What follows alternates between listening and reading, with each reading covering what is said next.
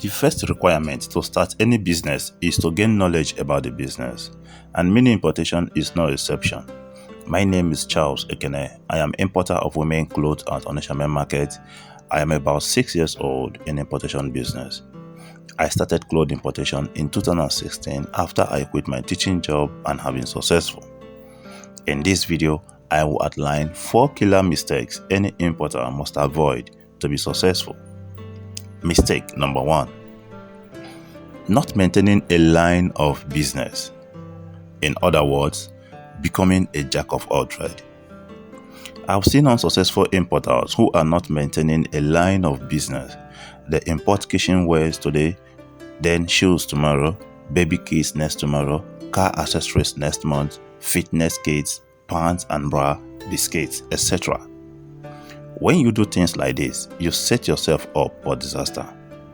The majority of millionaires at Onitsha Main Market is either an importer of women's shirts only, men's shirts, or shoes, or men's jean trouser, or jean skirts, or women's jean trouser, or pants and bra.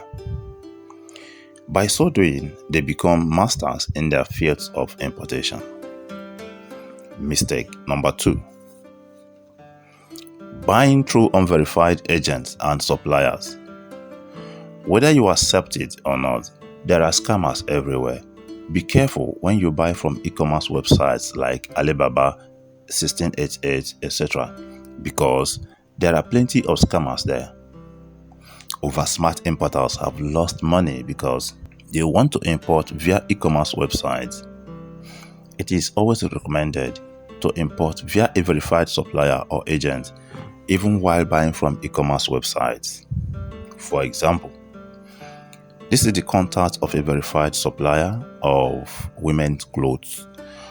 I've been dealing with her since 2016 to date. You can save the number in your phone.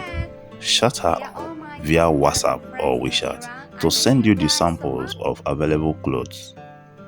If you want more verified contacts of Chinese suppliers and agents, click the link in the description of this video to download my complete tutorial on how to import clothes from China to Nigeria or any part of Africa using Onitsha Main Market strategy. Mistake number 3. Sourcing for cheap items. I've also seen people search through e-commerce websites looking for cheap articles to import, even though it is not in their line of business. The danger behind cheap articles is that there may be faults in the item, or it may have expired, or even a combination of good and faulty items. In fact, take it from me, no cheap article is of good quality or standard. My advice is, don't buy cheap articles via online. Instead, buy via a verified and trusted agent or supplier.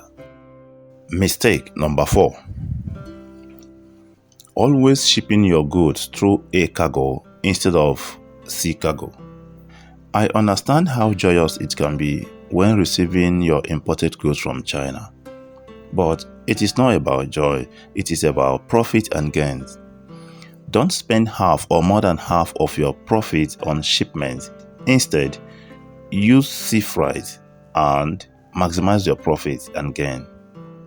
For example, in January 2022, I cleared 3 giant bags of women's clothes of over 2,000 pieces. The cost was about 200 naira per piece. If I had used air cargo, it would have been nothing less than 1.5 million naira due to high cost of exchange rate.